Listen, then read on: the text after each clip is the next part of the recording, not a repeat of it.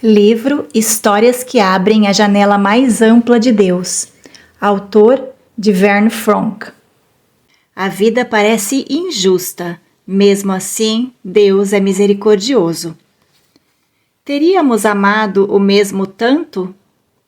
Bob Considine escreve: Edith Taylor tinha certeza de que era a mulher com mais sorte do quarteirão.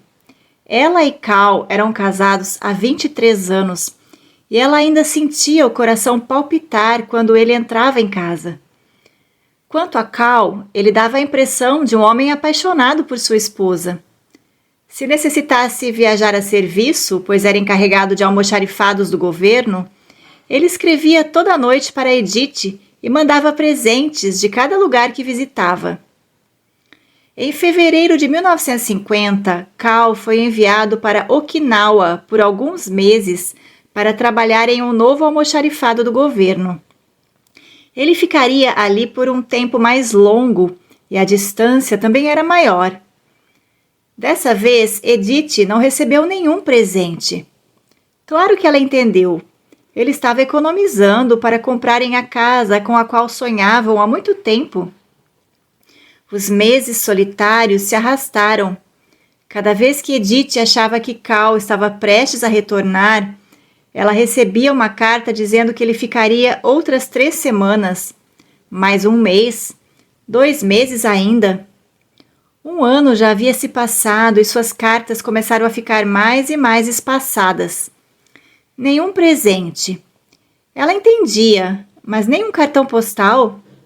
Depois de algumas semanas de silêncio, ela recebeu a seguinte carta: Querida Edith, quem me dera houvesse uma maneira mais gentil de contar a você que não estamos mais casados. Edith dirigiu-se ao sofá para assentar-se. Ele havia enviado para o México uma petição de divórcio por procuração. Ele já havia se casado com Aiko, uma servente japonesa que trabalhava em sua divisão. Aiko tinha 19 anos. Edith tinha 48. Se eu estivesse inventando esta história, diria que aquela esposa rejeitada resistiria àquele divórcio súbito por meio de procuração. Ela odiaria seu marido e a outra mulher. Vingança seria a palavra de ordem para sua vida arruinada. Descrevo, porém, apenas o que aconteceu. Edith Taylor não odiou Cal. Talvez ela o tenha amado por tanto tempo que simplesmente foi incapaz de cessar de amá-lo. Ela conseguia imaginar a situação. Um homem solitário, constantemente próximo àquela jovem. Mesmo tendo Cal feito o que era fácil e vergonhoso, agora ele havia escolhido o divórcio ao invés de simplesmente se aproveitar daquela jovem servente. A única coisa que Edith não conseguia acreditar é que ele não mais a amava. Algum dia, de algum jeito, Cal voltaria para casa. Edith construiu sua nova vida em torno desse pensamento. Ela escreveu para Cal pedindo a ele que continuasse em contato. Depois de algum tempo, ele escreveu que ele e Aiko estavam esperando um bebê. Maria nasceu em 1951 e Ellen em 1953. Edith enviou presentes às 2 meninas. Ela continuou escrevendo e Cal respondendo. Ellen está com um dentinho novo. O inglês de Aiko está muito melhor. Cal está emagrecendo. Chegou então a carta fatal. Cal estava com câncer no pulmão. Suas últimas cartas estavam cheias de medo. Não por si mesmo, mas por Aiko e as 2 meninas. Ele estava economizando para mandar as 2 meninas para estudar nos Estados Unidos. As contas do hospital, porém, haviam consumido tudo. O que seria feito delas? Então, Edith entendeu que seu último presente para Cal poderia ser paz de consciência. Ela escreveu dizendo que se Aiko concordasse, Maria e Ellen poderiam vir para Walton, onde Edith as criaria. Meses depois da morte de Cal, Aiko ainda resistia em deixar suas filhas irem. Elas eram tudo o que jamais possuíra. O que poderia oferecer a elas, além de uma vida de pobreza, servidão e desespero? Em novembro de 1956, as duas meninas foram morar com Edith. Edith sabia que seria difícil, aos 54 anos de idade, criar uma menina de 3 e outra de 5. Ela nem mesmo se imaginava que depois de tanto tempo sem Cal, elas já teriam esquecido o pouco inglês que aprenderam. Maria e Ellen, porém, aprenderam rápido. A insegurança se foi de seus olhares e suas faces redondas e rosadas agora refletiam saúde. Pela primeira vez em 6 anos, Edith corria para casa depois do trabalho. Até mesmo preparar as refeições era mais uma vez divertido. Receber cartas de Aiko, no entanto, era o momento mais triste. Tia, me conte se Maria e Ellen estão chorando ou não.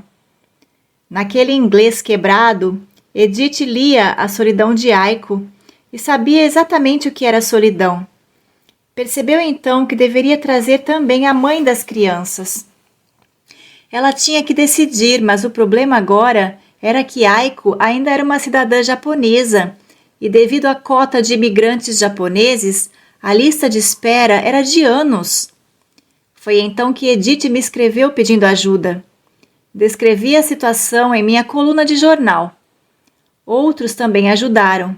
Com muitas petições, em agosto de 1957, Aiko Taylor ganhou a permissão para entrar no país.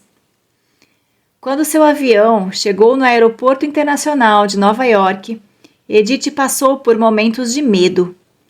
E se ela odiasse essa mulher que havia tomado Cal dela? A última pessoa a descer do avião foi uma menina tão magra e pequena que, a princípio, Edith achou ser apenas uma criança. Edith percebeu que, se ela sentia o medo, Aiko, de pé, segurando o corrimão da escada, estava em pânico. Edith chamou Aiko pelo nome e a garota correu degraus abaixo direto nos braços de Edith. Ao se abraçarem, um pensamento extraordinário veio a Edith. Orei para que Cal voltasse para casa. Ele agora voltara, nessas duas filhas e nessa jovem gentil que ele havia amado. Ó Deus, ajuda-me a amá-la também. Bob Considine. Tenho certeza que muitas esposas teriam exortado a Edith. Esqueça-se dele, preocupe-se apenas com sua própria vida. Esse pode parecer um conselho sábio para alguns. Não foi, porém, o que Edith sentiu que Deus queria dela, e apreciamos sua decisão. Ela deve até mesmo ter questionado em momentos de fraqueza. Era Deus mesmo dizendo a ela que perdoasse e perdoasse ainda mais? Sim, ela decidiu aprofundar suas raízes mais e mais no rio de sua graça. E Deus respondeu, concedendo-lhe 2 filhas e uma amiga chegada. Que coisa impressionante é quando Deus escreve o último capítulo, pois tudo o que ele escreve é bom, e bom para todos. O salmista parece saber disso. Bendigo o Senhor que me aconselha, pois até durante a noite o meu coração me ensina. O Senhor, tenho-o sempre à minha presença. Estando ele à minha direita, não serei abalado. Alegra-se, pois, o meu coração, e o meu espírito exulta. Até o meu corpo repousará seguro. Tu me farás ver os caminhos da vida. Na tua presença há plenitude de alegria. Na tua destra, delícias perpetuamente. Possamos nos firmar. O choro pode durar uma noite, mas a alegria vem pela manhã. Pai, sei que não suportaria como Edith suportou. Sei, porém, que és aquele que provê graça especial àqueles para quem tu escolheste o melhor. Escolho agora ser teu instrumento para amar todos os Aikos e seus filhos ao meu redor, que são vítimas inocentes do pecado e da lascívia.